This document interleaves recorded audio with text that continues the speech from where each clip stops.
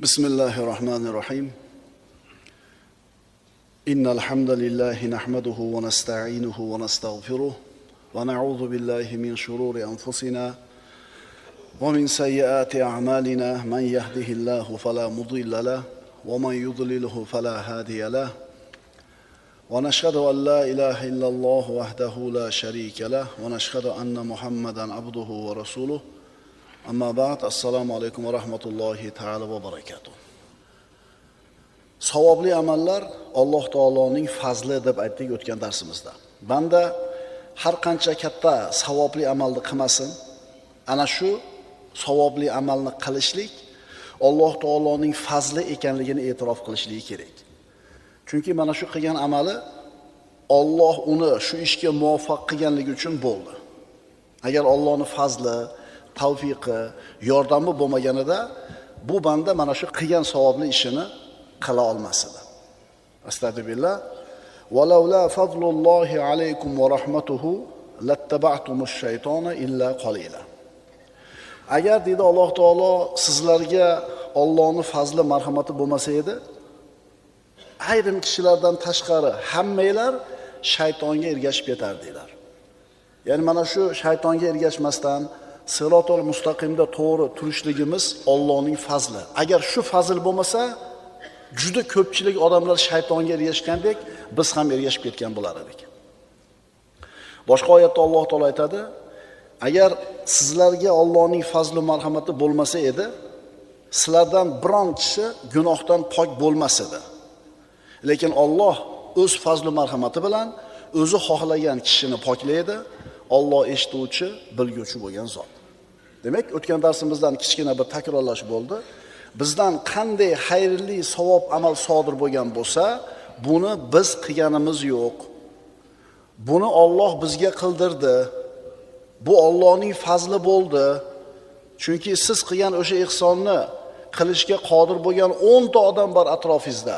Ehtimol sizdan ham boyroq odamlar bor. Ammo ularga nasib qilmadi, sizga nasib qildi. Shuning uchun ulamolar aytishadi, agar insonning ilmi komil bo'lgan bo'lsa, qilgan savobli amalini o'zim qildim demaydi. Agar insonning ilmi komil bo'lsa, meni amalim bor deb turib o'ziga katta baho bermaydi.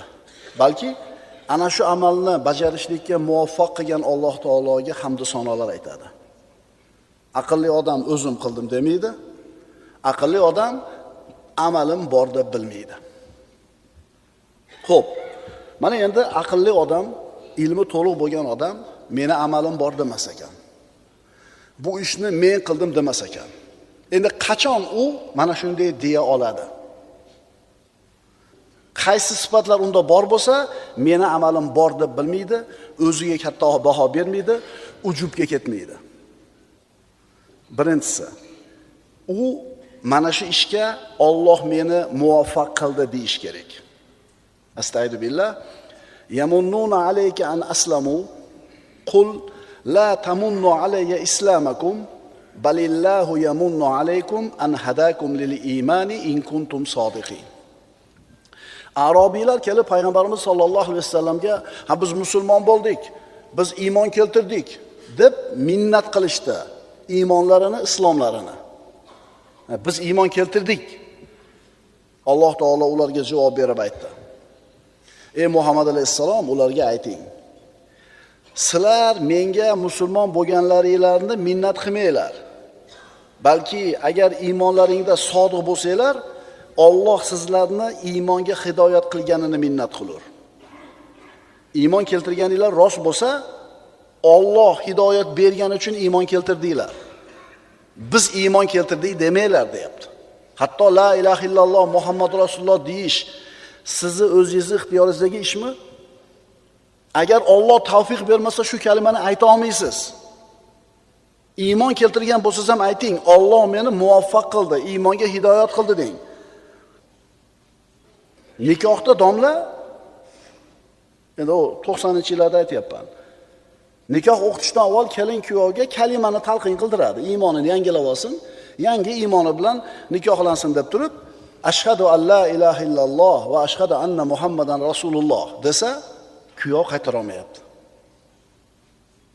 La ilaha illa Alloh. To'rtta so'z ayta olmayapti.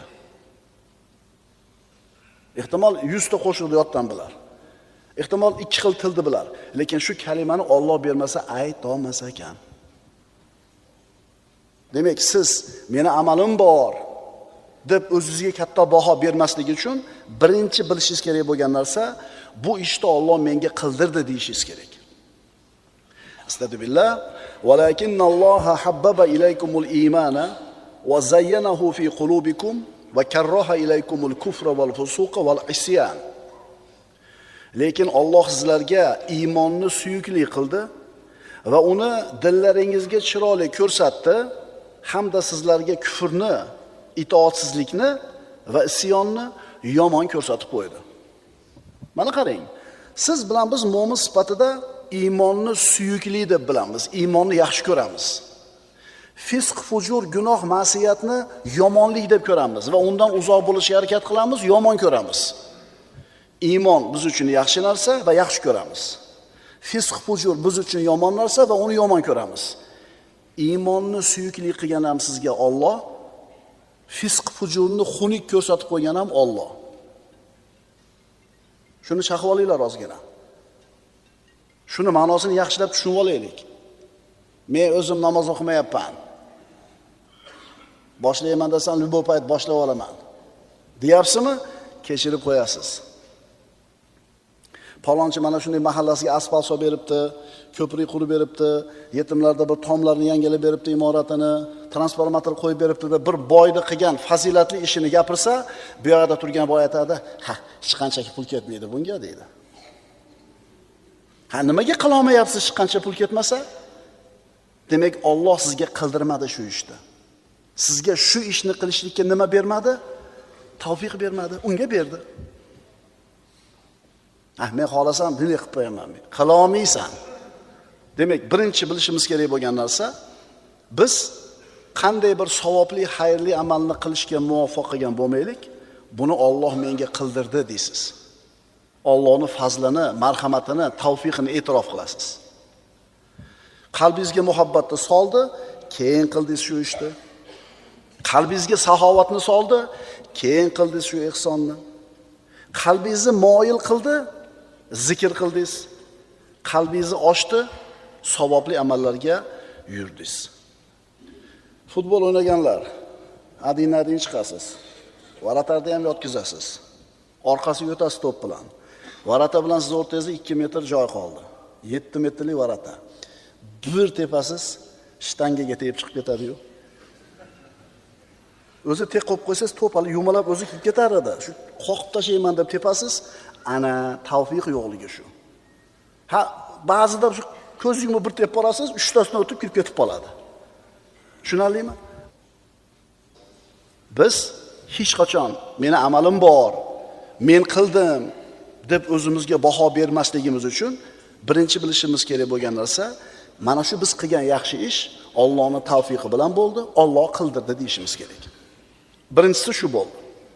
Ikkinchisi, agar sizga berilgan ne'matlarga qilgan amallaringizni taqqoslasak, qilgan amalingiz Alloh taolo bergan ne'matning 10dan biriga 100dan biriga ham to'g'ri kelmaydi. Demak, siz meni amalim bor deb o'zingizga baho bermasligi uchun Alloh taoloning bergan ne'matlarini bir qarab fikr qilib ko'ring-da.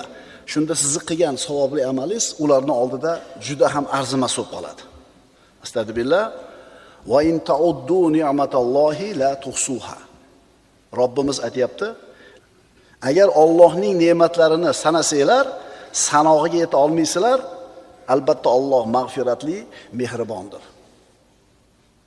Alloh taoloning bergan ne'matlarini bilasizmi? Qanchalar ko'p. Bitta tishingiz og'rib qoladi. Uxlamaysiz. Ne'mat ekan uyqu deysiz. Ichingiz o'tishni boshlaydi. Yeganingiz shirillab chiqib ketadi. Voy, yeganingni yebchi, esalama hazm qilib chiqarib olisham nima ekan? Ne'mat ekan. Bavul qila olmay qolasiz. Prostatangiz ishib ketib. 2 sutka, 3 sutka bavul qila olmay, siyomay yurasiz, quvug'ingiz ishib. Keyin hali kateterda tiqib turib, siydib holtingizni shunday bo'shatib qo'yganda, yo Parvardigor, ne'mat ekan deysiz. O'shuning uchun aytayapti Alloh taolo. Sizlarga berilgan ne'matlarni sanasanglar, shukrini ado qilish emas, sanab adoga yetkiza olmaysizlar. O shukrini ado qilishni qo'ying. Sanab tugata olmaysizlar deyapti. Mana shunga bir misol tariqasida payg'ambarimiz sollallohu alayhi vasallam o'zining hadis shariflarida marhamat qilganlar. Bir odam tog'ning ustida, g'orda 500 yil yashadi.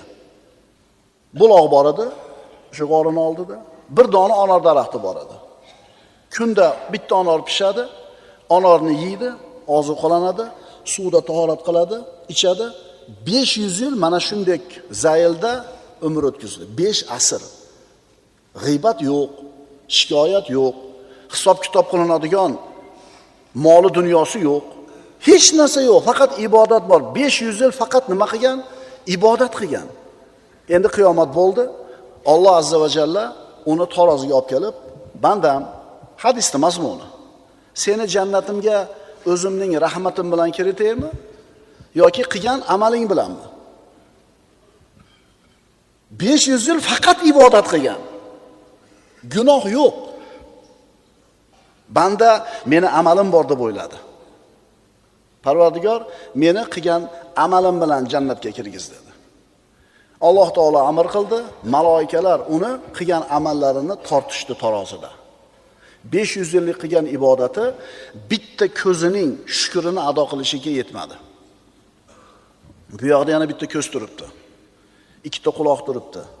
Sog'lik turibdi. Anor turibdi, suv turibdi. Jahannamga hukm qilindi. Shunda Parvardigor tavba qildim, rahmating bilan jannatga kirgiz dedi. Shu bilan Allohning rahmati bilan jannatga kirdi. Banda meni amalim bor, mana shuncha ish qilib qo'yganman demasligi uchun birinchi unda bo'lish kerak bo'lgan narsa bu Allohning fazli bo'ldi deyish kerak. Ikkinchisi bergan ne'matlar haqida fikr qilib ko'rsa, qilgan amali arzimas bo'lib qoladi. Uchinchisi, agar banda kimga itoat qilayotganligini bir o'ylab ko'rsa, kimga sajda qilayotgani, kimga ibodat qilayotganligini fikr qilib ko'rsa, qilgan amali, toati, ibodati arzimas bo'lib qoladi. Sen qilgan gunohingni kichkinaligiga qarama. Sen kimga qarshi isyon qilganingga qara. Tushunarlimi? Nima endi? Mayli işte hamma qilyapti-ku. Sen mana shu beparvo qarashing bilan kufrga ketib qolasan. Bir odam gunoh kabira qilib turib, bo'ynini egib, tavba qilib, hijolat bo'lib, uyatib qilyaptimi? Har qalay xayriyat bor. Endi sen kichkina sanagan gunohingni, seni ko'zingda kichkina gunohdi. Nima endi hamma qilyapti deb turib, mensimasligi bilan kufrga ketib qolasan. Endi banda qilayotgan amallariga aldanib, o'ziga katta baho berib qolmasligi uchun qilish kerak bo'lgan uchinchi narsa, kimga ibodat qilyapman men deyish kerak. Kimga ibodat qilayotganini qarasin, shunda qilgan amali har qancha katta bo'lsa ham arzimas bo'lib qoladi. Endi qachon insonda shunday holat yuzaga keladi? Qachon banda o'zini amalini arzimas sanaydi? Agar amali xolis bo'lgan bo'lsa. Qalbi g'aflatda bo'lmasa.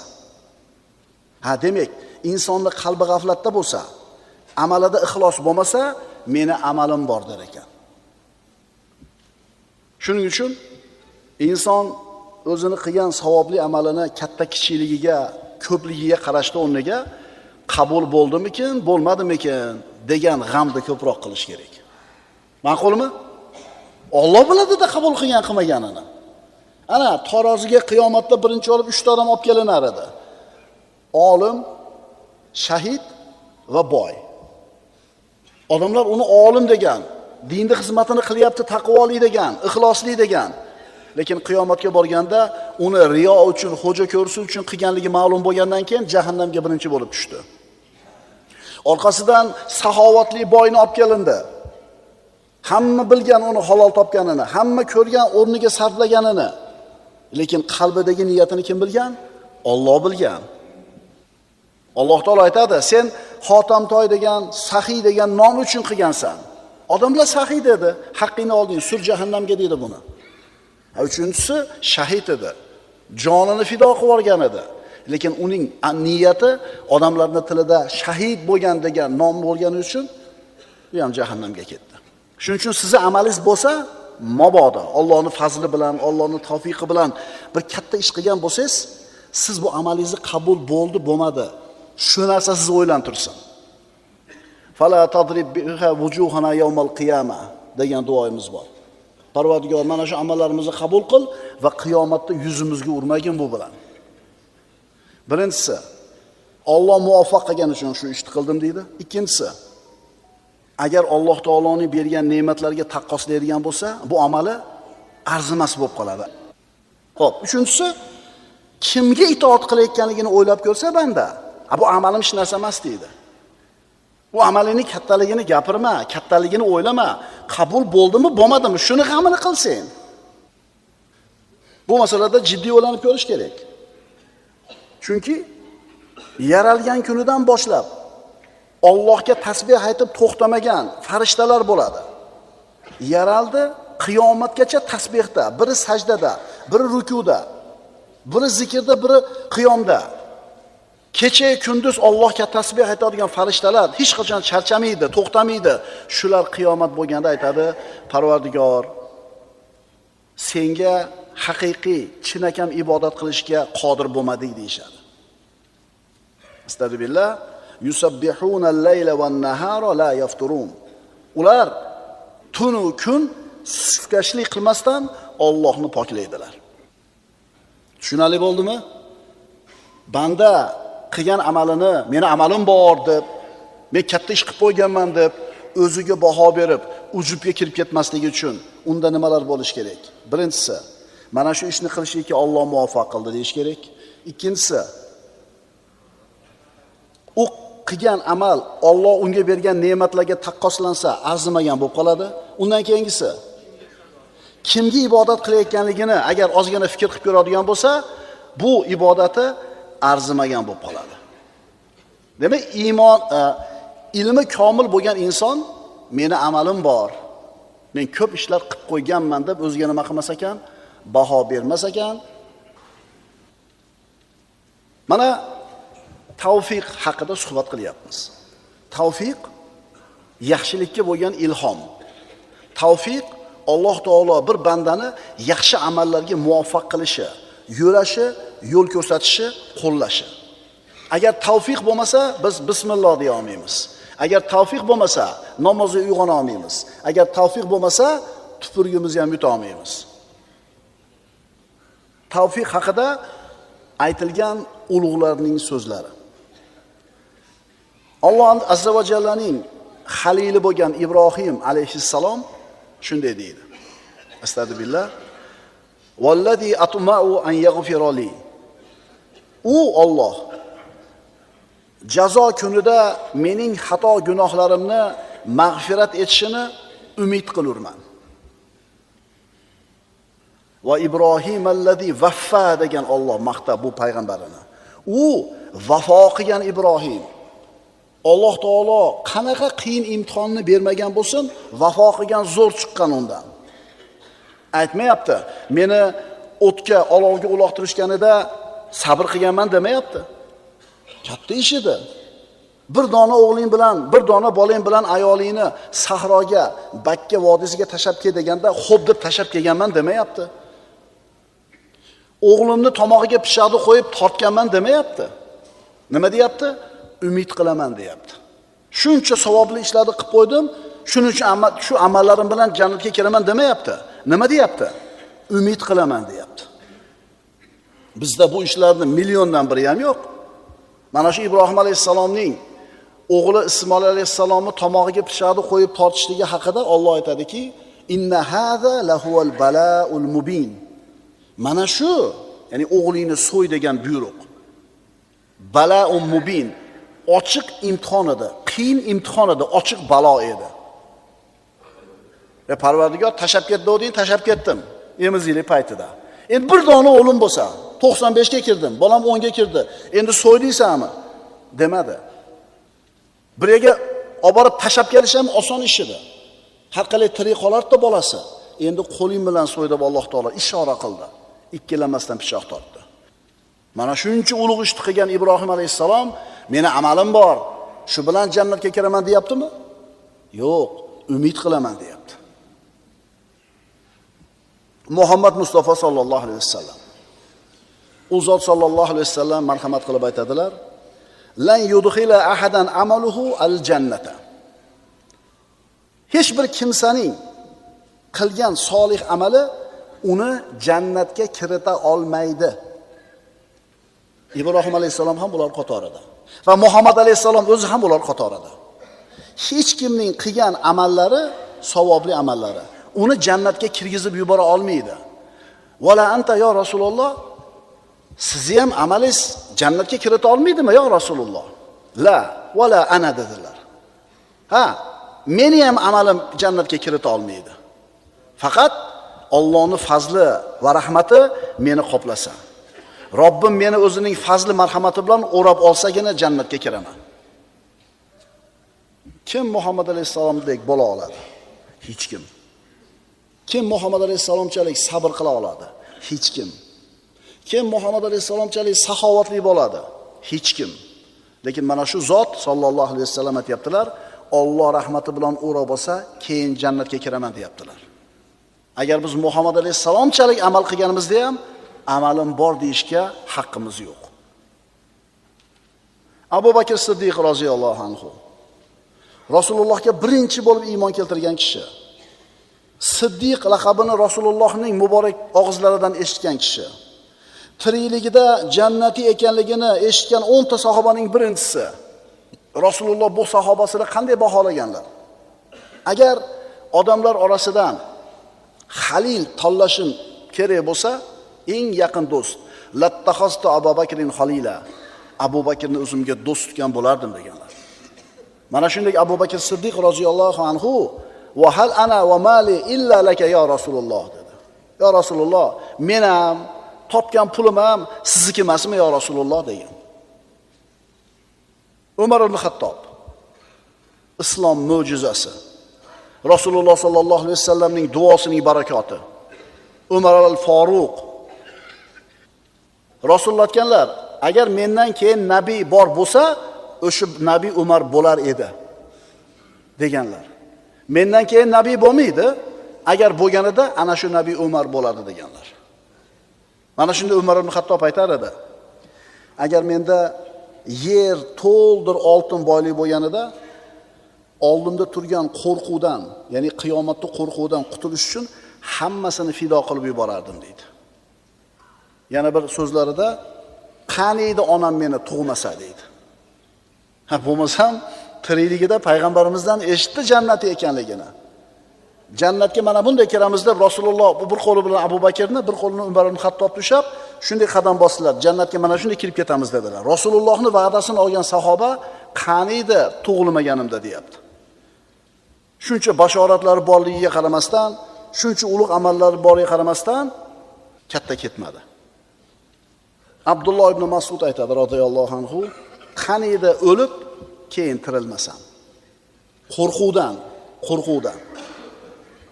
Ummatni peshvosi bo'lgan salaf solihlar shunday fikr qilishardiki, amalim bor deb bilishmas edi. G'am qilishar edi. Shuning uchun Alloh ulardan rozi bo'ldi. Sizda, menda biz aytayotgan Allohning tavfiqi bormi, yo'qmi? Sen tavfiqli odammisan? Mana ana shu tavfiqning alomatlarini ko'rib chiqamiz. Qidiring, sizda shular bormi? Birinchidan, Alloh seni iymon va islomga muvaffaq qilishi. Alhamdulillahi robbil alamin bor. Chunki kalima keltirishga Alloh tavfiq berdi, kalima keltirishga Alloh izn berdi. Albatta bu hamma ne'matlar orasidagi eng katta ne'mat, eng ulug' ne'mat, eng oliysi va eng avvalgisi. Bundan ortiq ne'mat bo'lmaydi. Bundan ortiq ne'mat bo'lmaydi. Kufrga to'layotgan bu olamda Alloh sen uchun tanlab bergan, sendan talab qilgan asosiy narsa iymon. Astagfirullah. Balillahu yamunnu alaykum an hadakum lil iman in kuntum sodiqin. Ey Muhammad alayhisalom, ona arabiylarga ayting, biz iymon keltirib qo'ydik deb minnat qilayotgan arabiylarga ayting. Balki agar iymoningizda sodiq bo'lsalar, Alloh sizlarni iymonga hidoyat qilganiga minnat qilur. Bormi bizda shu? Alhamdulillahi robbil alamin. Iymon bilan islom bormi? Tavfiqni birinchi alomati. Agar bizda iymon bo'lmasa, bizda shirk bo'lsa, kufr bo'lsa, na'uzubillah, hamma amallarimiz xabada bo'lib ketadi. Yana nimasi doim mo'minni o'ylantirish kerak? Xo'p, mana shu alomatlar hammasi bor senda. Tavfiqning 10 ta alomati bor deylik senda. Doim xavotirda turishing kerak. Nima deb? Nima degan xavotir doim turish kerak bizda? Shu iymon bilan o'lib olay. Shu iymon bilan turganimda omonatni topshirib olay. Chunki oxirgi lahzasigacha shayton bizni tark qilmaydi. Bilasizlarmi? To tanimizda bu jon omonat turar ekan, shayton umidini uzmaydi. Imom Ahmad ibn Hanbalning vafotini qaraydigan bo'lsak, mana ulug' mazhab boshilarimizdan. Ana shu dunyodan uzilib oxiratga ko'chadigan vaqti yaqin bo'lganida yotib uxlab qoladi, 1 soat, 2 soat yotadida o'ziga keladi. Keyin uyquga ketadi. Yana o'ziga keladi.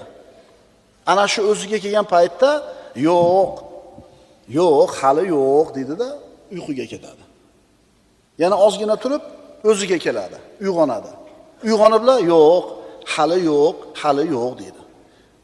Mana shu holat bir necha marta takrorlanganda o'g'li, otajon, nima bo'lyapti deydi. Nimaga o'zingizdan ketyapsiz? 1 soat, 2 soat, keyin o'zingizga kelib turiblar, darrov yo'q, hali yo'q deyapsiz. O'g'lim nima bo'layotganini bilmayapsanmi hozir dedi. Yo'q, bilmayapman. Xonani burchagida shayton o'tiribdi. Barmog'ini tishlab, "Ha, Ahmad, qutulib ketding-a? Qutulib ketding-a mendan?" deyapti. Men aytayapman, "Yo'q, hali qutulganim yo'q." Bu kishi ana shu Mu'tazililarga qarshi turgan ahli sunnatning ulug' imomlaridan. Juda ko'p qiyinchilikka, mashaqqatga, azoblarga qolgan kishi. Ahli sunnatning e'tiqodini mahkam himoya qilib turgan kishi. Shuncha imtihon qiyinchiliklardan o'tib bo'lib turib, yana qo'rqib turibdi. Hali jonim turibdimi tanimda? Sendan qutulganim yo'q hali. Hali u fitnadan omon bo'lganim yo'q deb aytayapti. Tushunarlimi? Yo garantiya bormi iymon bilan ketishimizga? Unga ham Alloh tavfiq bersa bo'ladi-da. Astagfirullah. Walau ashraku la habita anhum ma kanu ya'malun. Agar ular mushrik bo'lganlarida qilgan amallari behuda ketgan bo'lar edi. Alloh taolo Muhammad alayhisolamga aytayapti. Astagfirullah. وَلَقَدْ أُوحِيَ إِلَيْكَ وَإِلَى الَّذِينَ مِنْ قَبْلِكَ لَئِنْ أَشْرَكْتَ لَيَحْبَطَنَّ عَمَلُكَ وَلَتَكُونَنَّ مِنَ الْخَاسِرِينَ. Dar haqiqat sizga ham, ey Muhammad alayhisalom, sizdan ilgariga o'tgan payg'ambarlarga ham shunday vahiy qilingandir. Qasamki, agar mushrik bo'lsang, albatta qilgan amaling behuda ketadi va albatta ziyon ko'rguvchilardan bo'lib qolasan. Demak, sizda tavfiq bor yo'qligining alomatlarining birinchisi bu iymon va islom. Senda tavfiq bormi? Sen tavfiqli odammisan? Ikkinchi alomati ilmga bo'lgan rag'bat va ilmga harislik. Bu ham tavfiqdan. Shar'iy ilmlarni o'rganish, diningizni yaxshiroq tushunishga harakat qilishingiz, halol haromni tanishga, qaysi ishlarni qilsam Alloh mendan rozi bo'ladi degan intilishni sizda bor bo'lishligi, ilmga bo'lgan ishtiyoq ham tavfiqning belgisi. Ilm majlisida o'tirasiz, rohatlanasiz.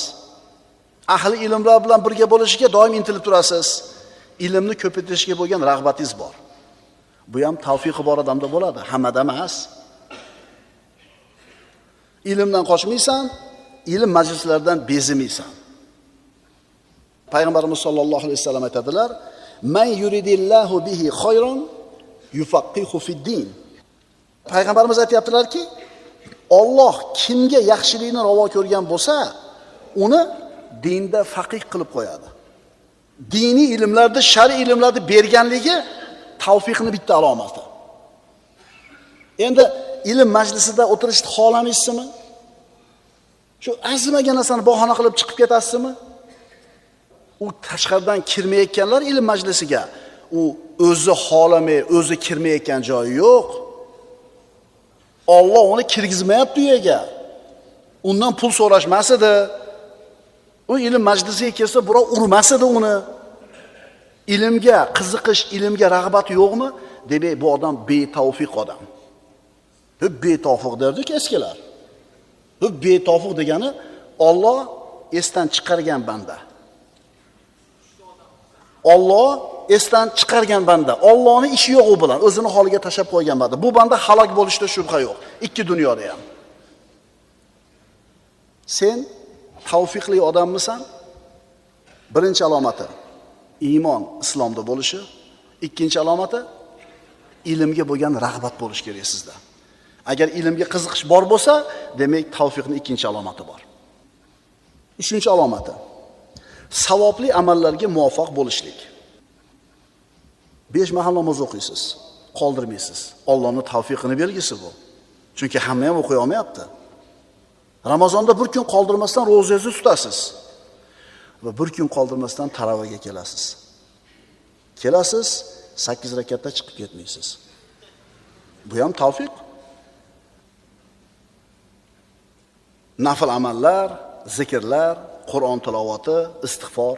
Mana shu zikr ham Allohning tavfiqi bo'lmasa ayta olmaysiz. Ha, zikrni 1 oy, 2 oy domlangiz majbur qiladi aytasiz. Bu narsani, tushuni, mazasini totib qolganingizdan keyin, Allohdan tavfiq kelgandan keyin zikrni aytmagan kuningizni nuqsonli kundek his qiladigan bo'lib qolasiz. Quduqlar qazish, masjid madrasalarda bino qilish, yetim yesirlarda boshini silash, xayrli amallarda qoyim bo'lish, haloyiqqa foydali bo'lish, jamiyatga foydali bo'lish ham tavfiqi bor odamda bo'ladi. Sen tavfiqli odammisan? Birinchi alomati iymon va islom, ikkinchi alomati ilmga bo'lgan qiziqish, rag'bat, uchinchi alomati savobli amallarga muvaffaq bo'lishlik. Anna rajulan qala ya Rasululloh, ayyun nasi khayr. Bir kishi kelib payg'ambarimiz sollallohu alayhi vasallamdan so'radi. Ya Rasululloh, odamlarning yaxshisi qanday bo'ladi? Qaysi odam odamlarning yaxshisi? Rasululloh aytdilar: "Man tola umruhu va hasuna amaluhu." Umri uzun va amali chiroyli bo'lgani odamlarning yaxshilari. Bir odamning umri uzun bo'lib turib fisq fujurda bo'lsa, bu yaxshi odam degani emas. Umrni uzun bo'lishigini o'zingizlar yaxshi emas. Balki umri uzun bo'lib turib amallari chiroyli bo'lgani. Sen tavfiqli odammisan? Tavfiqning alomatlarining birinchisi iymon va islom, ikkinchisi shar'iy ilmlarga bo'lgan qiziqish, rag'bat, uchinchisi savobli amallarga muvaffaq bo'lishlik. أقول قولي هذا وأستغفر الله لي ولكم إن الله وملائكته يصلون على النبي يا أيها الذين آمنوا صلوا عليه وسلموا تسليما والسلام عليكم ورحمة الله تعالى وبركاته.